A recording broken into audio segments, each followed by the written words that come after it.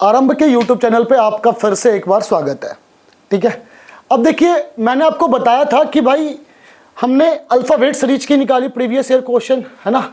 अब इसी तरीके से आपको सारे के सारे टॉपिक का आपको प्रीवियस ईयर क्वेश्चन दिया जाएगा। ठीक है, और ये भाई एक आपसे आग्रह है कि जो लोग भी टेलीग्राम चैनल पे नहीं जुड़े ना वो बाकायदा इस टेलीग्राम चैनल पे जुड़ जाए। ठीक है, क्योंकि टेलीग्राम में फिर से कह रहा हूँ आपको बाकायदा उसका वीडियो और उसका पीडीएफ आपको मिलेगा, है ना। और वीडियो पीडीएफ तो सबको चाहिए होता है। और प्रीवियस ईयर क्वेश्चन का हमने टॉपिक वाइज की श्रृंखला निकाली है। किसके निकाली है भाई? टॉपिक वाइज की श्रृंखला निकाली है। ठीक है, तो चलिए अब आपके इस नेक्स्ट सीरीज को चलते हैं जिसे कहते हैं मेरे भाई एनालॉजी कहते हैं ना। सबसे पहले देखो अगर एनालॉजी की बात करते हैं ना तो एनालॉजी होता क्या है सबसे पहले ये समझते हैं। ठीक है, देखो अब अगर एनालॉजी की बात करते हैं ना तो भाई मेरे एनालॉजी को हिंदी में क्या करते हैं पता है? समदर्शिता। क्या कहते हैं भाई? समदर्शिता, या इसे समरूपता भी कहा जाता है। क्या कहा जाता है मेरे भाई? समरूपता। समरूपता का मतलब क्या होता है? समान रूप से, है ना। या तो इसे क्या कहते हैं? समदर्शिता कहते हैं, और या तो क्या कहते हैं? समरूपता कहते हैं। इसका मतलब हो गया या तो समान रूप से होगा, है ना। कहने का मतलब है कि जो भी लॉजिक आपका फर्स्ट पार्ट में होगा या जो भी रिलेशन आपका फर्स्ट पार्ट में होगा वही आपके सारे नेक्स्ट पार्ट में भी वही रिलेशन होगा। ठीक है, एनालॉजी में एक चीज याद रखना, कभी ये मत सोचना ना अगर पहले वाले नंबर में +1 कर दिए तो बाद वाले में +2 कर रहे हैं। अगर ऐसा होगा तो इसका कांस्टेंट से कोई मतलब नहीं होगा। कहने का मतलब ये है कि भाई एनालॉजी में अगर पहले वाले को +1 जोड़ेंगे ना तो दूसरे वाले में क्या करेंगे? +1 करेंगे। अगर +1 और +2 कह रहे होंगे तो इसका लॉजिक क्या होगा? आपका कुछ और होगा, है ना। इसका लॉजिक जो होगा वो क्या होगा? आपका कुछ और होगा। ये नहीं कि आप कांस्टेंट है पहले +1 कर दिए या +2 कर दिए।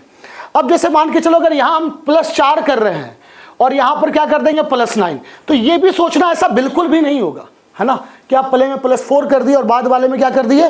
+9 कर दिए। ठीक है, ऐसा भी बिल्कुल भी नहीं होगा। को सर ऐसा क्यों होगा? क्योंकि भाई मेरे एक चीज समझ लो कि जब भी अगर आपका कोई भी इस टाइप से क्वेश्चन आता है, ठीक है, जो भी अगर आपका इस टाइप से क्वेश्चन आता है, ठीक है, तो आपको यह समझना है कि बस जिस रिलेशन में पहला पार्ट होगा, जिस रिलेशन में आपका पहला पार्ट होगा दूसरा पार्ट भी रिलेशन सेम होनी चाहिए। बस ये समझ लो, रिलेशन क्या होनी चाहिए? सेम होनी चाहिए, है ना। संबंध हमेशा क्या होना चाहिए? समान होना चाहिए। और जब तक संबंध समान नहीं होगा तब तक बात नहीं बनेगी, इसलिए इस चीज को याद रखना आपको। ठीक है, समझ में आ गया? एनालॉजी किसे कहते हैं? इसे हिंदी में क्या कहते हैं? या तो समरूपता कहते हैं और या तो इसे क्या कहते हैं? समदर्शिता। इसमें आपको संबंध क्या करना है? समान रखना। ठीक है, संबंध क्या रखना है? समान रखना है। चलिए फिर अब चलते भाई पहले क्वेश्चन के ऊपर। कह रहा है कि भाई वनस्पति विज्ञान। अब देखो वनस्पति विज्ञान क्या करते हैं? वनस्पति विज्ञान हम किस चीज की पढ़ाई करते हैं? तो पादप, ये प्लांट से रिलेटेड है, हाँ या ना, है ना। वनस्पति विज्ञान किससे रिलेटेड है? आपका पादप यानी कि प्लांट से रिलेटेड है। सेम उसी तरीके से अगर सूक्ष्म जीव विज्ञान की बात करते हैं तो ये किससे रिलेटेड होगा मेरे भाई? कीटाणु से होगा। किससे होगा? कीटाणु से होगा। ठीक है, समझ में आ गई बात? तो जिस तरीके से आपका वनस्पति विज्ञान पादप से रिलेटेड है उसी प्रकार से भाई क्या हो जाएगा?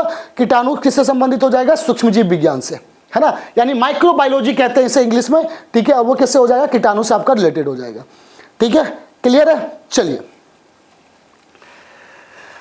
अब क्या कह रहा है कि भाई रक्ताल्पा, है ना, यानी कि भाई ब्लड की कमी से क्या होता है भाई? रक्ताल्पा होता है। ठीक है, उसी तरीके से सरकार की कमी से, किसकी कमी से भाई? सरकार की कमी से क्या होगा? अराजकता फैलती है ना। जैसे कभी भी देखें किसी भी स्टेट में अगर सरकार की स्थिति हो तो वहां पर ऑब्वियसली उस स्टेट में क्या हो जाती है? अराजकता फैल जाती है। ठीक है, चलिए नेक्स्ट क्वेश्चन के ऊपर कह रहा ऊर्जा का भाई यूनिट, एनर्जी का जो होता है वो किस में मापते हैं? जूल में मापते हैं। ठीक है, तो भाई उसी तरीके से प्रतिरोध, रेसिस्टेंस को हम क्या कहते हैं? ओम। ठीक है, यहां पर याद रखिएगा शक्ति को हम पावर से क्या करते हैं भाई? वाट से, है ना। कुल्हाड़ी का मापने का पीसना नहीं, बिल्कुल नहीं है ना। आमीटर ये तो घड़ा कोई मतलब ही नहीं बनता, है ना। तो प्रतिरोध का होगा क्या होगा? ओम होगा। अब देखो यहां पर क्या दिया गया मेरे भाई? ए बी, और यहां पर क्या दिया गया है? Z Y. ये देखो अपोजिट है कि नहीं है? ए का अपोजिट जेड, बी का अपोजिट मेरे भाई वाई। सेम उस तरह से सी का अपोजिट क्या होगा? तो सी का अपोजिट आपका क्या हो जाएगा? x और d का क्या होगा w। आप बताइए x w किस ऑप्शन में है, c। सीधे चले जाइए c, समय नहीं लेना है, तुरंत टिक मार देना है, ठीक है। भेड़ मटन, है ना। अब देखो जिस तरह से कहा जाए कि भाई भेड़ के जो होता है ना उसको हम क्या कहते हैं, भेड़ के मांस को हम क्या कहते हैं, मटन कहते हैं, ठीक है। उसी तरीके से हिरन के मांस को क्या कहा जाएगा, तो भाई हिरन के मांस को क्या कहा जाता है, वेनिसन कहा जाता है। याद रखिएगा इसको, भेड़ का जो मांस होता है उसको हम क्या कहते हैं, मटन कहते हैं। सेम उस तरह से हिरन के मांस को हम क्या कहेंगे, वेनिसन कहते हैं। क्या कहते हैं मेरे भाई, वेनिसन कहते हैं। क्लियर है। चलिए आगे चलते हैं नेक्स्ट क्वेश्चन के ऊपर, है ना। अब देखिए क्या कह रहा है कि भाई मोची चमड़ा, है ना। भाई मोची जो होता है वो किसका काम करता है, भाई चमड़े का काम करता है। जूता होता जो भी बनाता है वो लेदर का कहा जाता है। तो दर्जी किसका करेगा, भाई कपड़े का काम करता है। कमीज और धागा काम नहीं करता है ना। भाई किसका काम करता है, भाई वो कपड़े का काम करता है, कमीज से बनाता है वो, है ना। यहाँ पर अगर मोची और जूता रहता तो दर्जी और कमीज कह सकते थे, लेकिन यहाँ पर मोची और क्या दिया गया, चमड़ा, क्योंकि काम किसका करता है, वो चमड़े का करता है। उस तरह से दर्जी किसका काम करता है, भाई कपड़े का करता है, ठीक है। अब देखो कह रहा है कि सोशल्स, है ना। देखो इसमें क्या किया गया है, ठीक है, OCIL और ये जो पहला वाला था बस उसको लास्ट में लिख दिया गया है, यही किया गया है। सेम अगर ड्राइवन की बात करें तो RIVN होगा, RIVND। ऑप्शन नंबर किसके साथ चले जाइए, C के साथ चले जाइए, बात खत्म है। समझ में आ रही बात, है ना।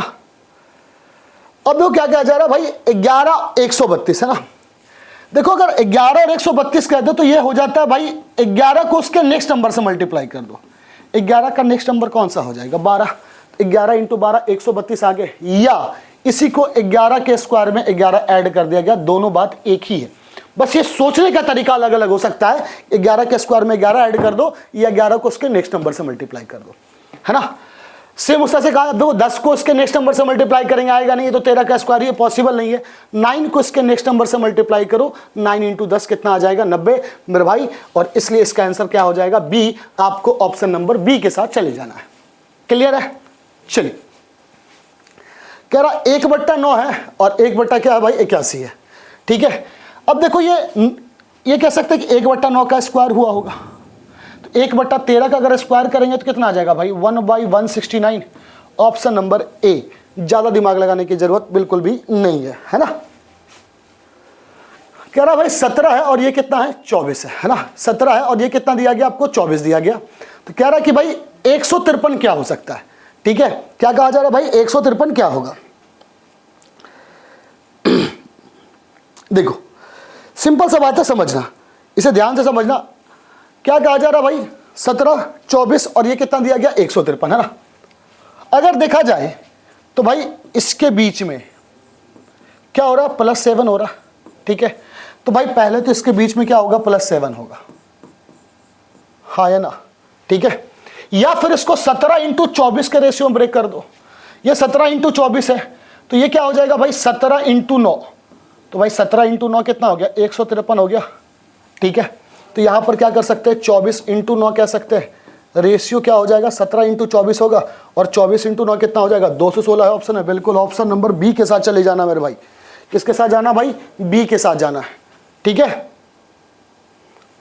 अब देखो कह रहा है AFKPBGLQ, ऐसा नहीं लग रहा कि सब में +1 हो गया। ये +1 +1 +1 और सारे के सारे +1। C में 1 बढ़ेगा D, H में I, M N S क्या हो जाएगा, ऑप्शन देखते के साथ DINS। ज़्यादा को चेक करने की जरूरत नहीं है, अगर ऑप्शन पहले 2 से मिल जा रहा है तो ज़्यादा दिमाग लगाने की जरूरत नहीं है, ठीक है। चलिए चलते हैं आपका नेक्स्ट क्वेश्चन के ऊपर, ठीक है।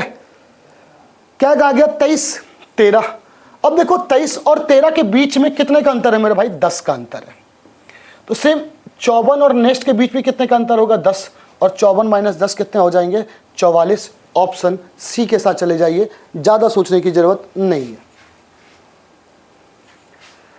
समाचार पत्र पाठक, है ना। समाचार पत्र क्या हो गया भाई, पाठक। सेम उस तरह से कहा जाए कि भाई रोटी। देखो एक चीज समझो कि समाचार पत्र किसके द्वारा पढ़ा जाता है, समाचार पत्र को पढ़ने वाले को हम क्या कहते हैं, पाठक कहते हैं। तो रोटी खाने वाले को हम क्या कहते होंगे, उपभोक्ता कहेंगे। क्या कहेंगे भाई, उपभोक्ता, है ना। समाचार पत्र को क्या पढ़ने वाले को क्या कहते हैं? हम पाठक कहते हैं, कहते हैं ये हमारे पाठक है ना। कहने का मतलब ये इस समाचार पत्र के पाठक हैं।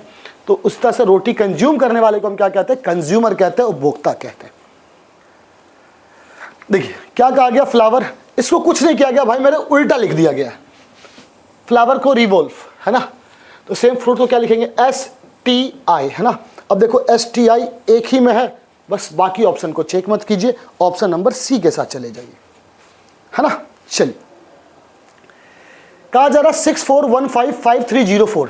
अब देखो अगर हम इसके बीच का अंतर निकालेंगे तो इसके बीच का अंतर कितना आ जाएगा भाई? 1 1 1 1, यानी कि 1111 घटा दिया गया है। अगर यहां से भी 1111 घटाएंगे तो कितना आ जाएगा? 5, 9 में से घटाइए 8, 5 8, देखिए एक ही ऑप्शन में है, डी के साथ चले जाइए। बाकी तो आप जान रहे हैं 6 7 8 5 ही आएगा बिल्कुल। और ऑप्शन नंबर कौन सा होगा मेरे भाई? डी हो जाएगा। ज़्यादा सोचने की जरूरत बिल्कुल भी नहीं है। ठीक है, क्लियर है। कह रहा BF का HL से जो संबंध है, BF का किससे संबंध है भाई? HL से। ठीक है, तो वो EI का किससे संबंध होगा? देखो BF B से H +6 है, और ये भी कितना है मेरे भाई? +6 है। तो EI, E में अगर हम आपका 6 जोड़ेंगे तो क्या आएगा? K, और यहां भी 6 जोड़ेंगे तो क्या आएगा? O। Option number B is the right answer. कोई ज्यादा दिमाग नहीं लगाना है। ठीक है, कह रहा रबर का वृक्ष से वही संबंध है, रेशम का वो क्या है? ठीक है, यही चीज कहा जा रहा है कि भाई रेशम का संबंध उसी तरीके से क्या है? किससे है? अब देखो रबर और वृक्ष का संबंध क्या हो सकता है? तो रबर ऐसा कह सकते हैं कि वृक्ष से प्राप्त किया जा सकता है, हाँ या ना? ठीक है, तो भाई रेशम किससे, रबर आपका किससे प्राप्त किया जा सकता है? वृक्ष से। तो सेम उस तरह से रेशम किससे? रेशम कीट होती है, याद रखिएगा, यानी कि कीड़ा से। आपका रेशम किससे प्राप्त किया जाता है मेरे भाई? कीड़ा से प्राप्त किया जाता है। ज्यादा दिमाग लगाने की जरूरत बिल्कुल भी नहीं है, सिंपल से सोच लेना है कि भाई अगर रबर वृक्ष से मिलता है तो रेशम उसके रेशम के कीट से मिलता है। ठीक है, चलिए कह रहा 34 का 12 से उसी तरह संबंध है जैसे 59 से किसका है? अब देखो 34 से कहां जाना है? 12 जाना है। ठीक है, अब अगर 34 से 12 जाने की बात करते हैं तो भाई ये क्या होता है? 3 × 4 होगा। अगर नंबर को हम आपस में मल्टीप्लाई कर दे 12 आ जाए कि नहीं आ जाएगा? 34 का 12 से उस तरह से कहा जाए भाई 59 का क्या संबंध है? तो 5 × 9 कितना हो जाएगा मेरे भाई? 45 हो जाएगा। ऑप्शन ए के साथ चले जाइए, बस बात खत्म। कह रहा घोड़ा घुड़सवार, है ना भाई। घोड़ा पे ऑब्वियसली है कि घुड़सवार ही घोड़ा को चला सकता है, बढ़िया तरीके से चला सकता है। ठीक है, तो मोटर पे कौन बैठता है भाई? चालक बैठता है। और ऑब्वियसली सी बात है, मोटर गाड़ी पे कौन बैठेगा? चालक बैठेगा। और चालक को याद रखना हम क्या कहते हैं? सोफर कहते हैं। क्या कहते हैं मेरे भाई? सोफर कहते हैं। ठीक है, मोटर में स्टीयरिंग, ब्रेक और मैकेनिक नहीं। मोटर को कौन चलाता है भाई? जैसे घोड़ा कौन चलाता है? घुड़सवार। उस तरह से हम मोटर को कौन चलाएगा यहाँ पे? सोफर। और सोफर किससे कहते हैं भाई? चालक को कहते हैं। ठीक है, चलिए देखो द्रव क्या होता है आपका? मेल्ट हो जाता है। ठीक है, द्रव क्या हो जाता है आपका? मेल्ट हो जाता है ना। चलिए उसी पार्ट का जो कह रहा है ठोस का क्या मतलब क्या हो जाता है? ठीक है, अब सिंपल सी बात है, जैसे कभी कभी देखते हुए कहा जाता है कि भाई मेरा बर्फ क्या हो गया? मेल्ट हो गया। तो इसका मतलब क्या होता है? लिक्विड अवस्था में चला जाता है। ठीक है, तो जम जाना का मतलब क्या हो जाएगा? वो किस में चला जाएगा? ठोस में चला जाएगा, है ना। जैसे बर्फ क्या हो जाता है? जब जम जाता है तो किस में चला जाता है? सॉलिड में चला जाता है। ठीक है, चलिए कह रहा जिस प्रकार इक्थियोलॉजी संबंधित है मछलियों के अध्ययन से, उसी प्रकार जेरोटोलॉजी किससे संबंध है ना। तो ये जो होता है ना, ये आपका वृद्धावस्था के अध्ययन से संबंधित होता है ना। किससे होता है? वृद्धावस्था के अध्ययन से होता है। देखो ये जो है, अगर जिसकी बायोलॉजी थोड़ी ठीक रहेगी उस पर इस पर कोई दिक्कत नहीं होगा, है ना। जैसे इक्थियोलॉजी किसे कहते हैं भाई? मछलियों के आपके अध्ययन से, है ना, यानी कि स्टडी ऑफ फिश को हम क्या कहते हैं? इक्थियोलॉजी। तो जेरेंटोलॉजी किसको कहते हैं? जेरेंडर से याद रखना, जेंडर जेरेंटर, है ना। जिस तरह से कहा जाता है कि भाई जेंडर क्या होगा, तो उसी तरह से आपको याद रखना है कि भाई ये आपका जेंडर डिफाइन करता है आपका वृद्धाकरण की अध्ययन से। ठीक है, चलिए तैरना, तालाब में हम क्या कर सकते हैं? तैर सकते हैं। तो ट्रैकिंग के लिए हमें क्या चाहिए, है ना। तो ट्रैकिंग के लिए क्या चाहिए भाई? हमें मैदान चाहिए, है ना। तो सेम चीज ऑब्वियसली ऑप्शन कौन सा हो जाएगा? डी चाहिए, है ना। तैरने के लिए हमको क्या चाहिए? तालाब। तो ट्रैकिंग के लिए हमको क्या चाहिए भाई? मैदान चाहिए। ठीक है,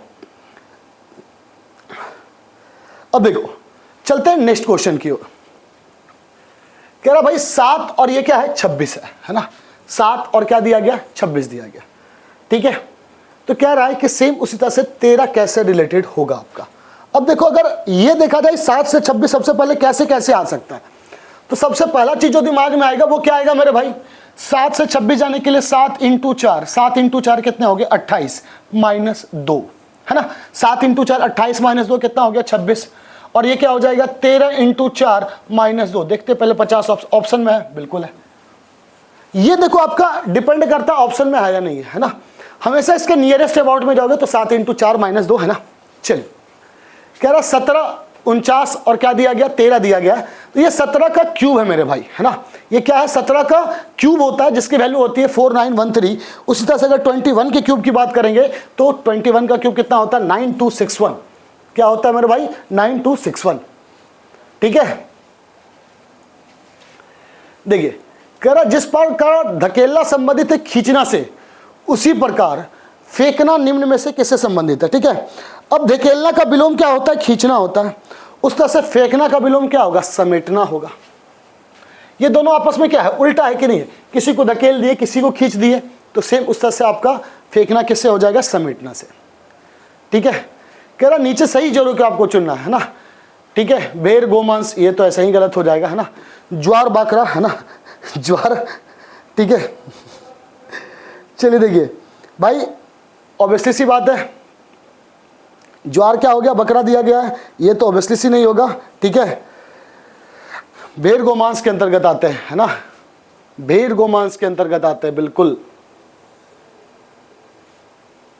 ठीक है। बत्तों का झुंड चूजा नहीं, ये चूजा किसे कहते हैं आपको पता होगा, मुर्गों के झुंड को, है ना। घुरघुराहट सुअर, है ना, तो भेड़ गोमांस के ही अंतर्गत आते हैं। जैसे गाय किसके अंदर आते हैं, ये मांस वो मांस मत समझ लेना, गाय किसके अंदर आते हैं मवेशी के अंतर्गत आते हैं ना, तो उसी तरह से भेड़ किसके अंदर आते हैं भाई गोमांस के अंतर्गत आते हैं। चलिए कह रहा 9 6, है ना, तो भाई 4 क्या होगा, देखो यहां पर 6 का 1.5 गुना कितना होता है मेरे भाई 9 होता है कि नहीं होता है, तो सेम 4 का 1.5 गुना कितना हो जाएगा 6, ऑप्शन ए, है ना, ऑप्शन क्या हो जाएगा ए। क्लियर है। चलिए क्या कह रहा है DIR FGR, सिंपल से देखिए 4 2 6 +2 हो रहा है, सारे के सारे यहाँ पर क्या हो गया भाई +2 हो गया, और IR को क्या कर दिया गया उल्टा कर दिया गया, रिवर्स लिखा गया है, ठीक है। चलिए देखिए अगर यहाँ पर HI है तो भाई NM तो होगा, ये तो फिक्स है। अब H में 2 जोड़ेंगे तो J और K, J के NM, ऑप्शन बी के साथ चले जाइए, बात खत्म है, ऑप्शन बी के साथ। क्लियर है, कोई दिक्कत कोई कष्ट। चलिए क्या कह रहा है जिस तरह से हृदय का संबंध किससे भाई रक्त से है, मतलब ऑब्वियसली सी बात है हार्ट में फ्लो जब होता है ब्लड का, उसका फेफड़े का संबंध किससे होगा तो ऑक्सीजन से होगा। फेफड़े का संबंध किससे होगा भाई ऑक्सीजन से होता है, याद रखिएगा इसको, फेफड़े का संबंध किससे होगा ऑक्सीजन से होगा, बिल्कुल, ठीक है। कह रहा 729, जब भी 729 देखते हो दिमाग में क्या आता है, ये 9 का क्यूब है, ये 12 का क्यूब है, इसके बीच में कितने का अंतर है 3 का अंतर है, ये 8 का क्यूब होगा, और 8 + 3 कितने हो जाएंगे 11, और 11 क्यूब कितना हो जाएगा 1331। आप 1331 के साथ चले जाइए, this is the right answer we have, है ना। कह रहा 1 2 3 4 4 1 3 2, है ना।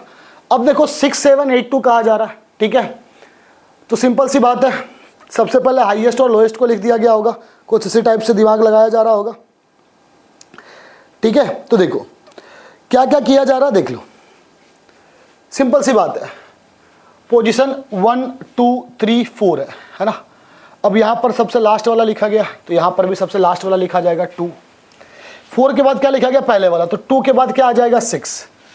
थर्ड की पोजीशन थर्ड में ही है, तो थर्ड की पोजीशन थर्ड में ही रहेगी, 2 6 8 7, ऑप्शन नंबर ए के साथ चले जाइए, ज्यादा सोचना बिल्कुल भी नहीं है।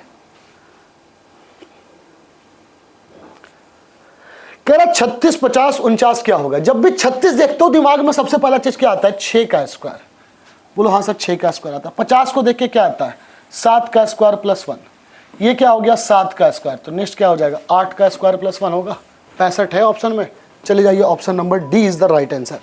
ऑप्शन किसके साथ जाना है आपको डी के साथ चले जाना है, ठीक है, क्लियर है। चलिए नेक्स्ट चलते हैं। देखिए क्या कह रहा है, सफेद सोना और क्या है, सोना है ना। ये सफेद सोना भाई सोना का ही मिश्रण है ना। उस तरह से पीतल जो होता है वो किसका होता है, तांबा का मिश्रण होता है। पीतल किसका मिश्रण होता है, तांबा का, है ना। ठीक है, तो सफेद सोना किसका मिश्रण होता है, सोना का। ठीक है, तो भाई ये जो होगा आपका पीतल जो होगा वो किसका मिश्रण होगा, तांबा का होगा। क्लियर है। चलिए क्या कहा जा रहा भाई, 144-23 है। देखो एक चीज याद रखना, जब भी कोई भी अगर आपका इस टाइप से क्वेश्चन आ जाता है, ठीक है, तो सबसे पहले क्या करना है, ये चीज याद रखना कि 144 जब भी देखते हो दिमाग में सबसे पहला चीज क्या आता होगा, 12 का स्क्वायर। और ये कितना हो जाएगा भाई, 13 का स्क्वायर। 12 के स्क्वायर से 23 कैसे जाएंगे, 12 इंटू 2 माइनस 1, तो 13 into 2 minus 1 26 is the right answer. चलिए ठीक है, कह रहा है कि भाई निम्न विकल्पों में शब्दों का चयन कीजिए, तो दिए गए शब्दों के क्या है, समान है, चांदी, सोना, लोहा, पीतल। ठीक है, क्या कहा जा रहा है, चांदी, सोना, लोहा और फिर क्या कहा गया, पीतल, है ना। अब देखिए सिंपल सी बात है, समझिएगा इसे। सोना, चांदी, लोहा, पीतल ये तो धातु है या धातुओं के मिश्रण है। उसी प्रकार से ये जो कांसा है ना, ये भी क्या है मेरे भाई, एक मिश्रण है। ये सारे के सारे क्या है, या तो मेटल है या फिर आपका मेटल के बने हुए पदार्थ है ना, उसके मिश्रण है। ठीक है, तो फिर उसी प्रकार से ये क्या हो जाएगा आपका। ठीक है, चलिए क्या कहा जा रहा भाई, AG इक्वल टू IO। भाई 8 ऐड कर दो, अगर इसमें ऐड करेंगे तो कितना आ जाएगा भाई, M। Option number B। बस ज्यादा सोचना कहाँ है, इतना समय कहाँ है।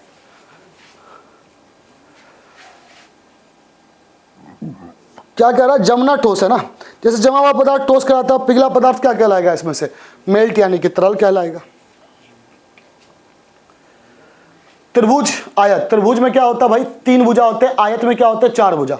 ठीक है, तो उसी प्रकार से आपका क्या हो जाएगा, पंचभुज और क्या हो जाएगा, षष्ठभुज, है ना। क्योंकि भाई इसमें भी कितने गैप का, कितने भुजा का अंतर आएगा, 1 भुजा का। ठीक है, कह रहा निम्न प्रश्नों में 4 शब्दों के जिनमें से 3 शब्द एक समान है, जैसे मक्का भुट्टा, टमाटर आलू, किताब पुस्तकालय विद्यार्थी कक्षा, है ना। अब आपसे यही कहा जा रहा है और कहा जा रहा है कि भाई इसका आंसर बताइए क्या हो जाएगा। ठीक है, तो देखो टमाटर और आलू में कोई संबंध नहीं है ना, टमाटर आलू में क्या है भाई, कोई संबंध नहीं है। ठीक है, विद्यार्थी कक्षा सब में संबंध है, मक्का भुट्टा सब में संबंध है, किताब पुस्तकालय बिल्कुल है। ठीक है, तो उस तरह से कक्षा में विद्यार्थी पढ़ते हैं भाई, किताब पुस्तकालय में रखा जाता है, लेकिन टमाटर आलू में कोई संबंध नहीं है। तो ऑप्शन किसके साथ चले जाइएगा, बी के साथ जाइएगा। कह रहा BDFH DWDS, है ना। देखो ठीक है, क्या किया जरा समझना इसे। B है और ये D है, तो B और D +2 होगा मेरे भाई, फिर ये अपोजिट हो गया। F से D -2 हो गया, फिर ये अपोजिट हुआ, तो पहले क्या होगा, +2 आएगा तो क्या आएगा, V, फिर V का अपोजिट क्या हो जाएगा, E, VE, फिर Y में -2 होगा, तो Y में -2 क्या आ जाएगा, W, BEW एक ही में है। ठीक है, अब देखो एप्पल इक्वल टू क्या दिया गया, 25, तो कह रहा बनाना इक्वल टू क्या होगा। एप्पल में टोटल नंबर ऑफ लेटर कितने दिए गए भाई, 5, और 5 का स्क्वायर कितना हो गया मेरे भाई, 25, तो बनाना में क्या हो जाएगा, 6, और 6 का स्क्वायर कितना हो जाएगा, 36। ऑप्शन नंबर डी के साथ चले जाइए, ज्यादा बिल्कुल सोचने की भी जरूरत नहीं है। ठीक है, क्लियर है।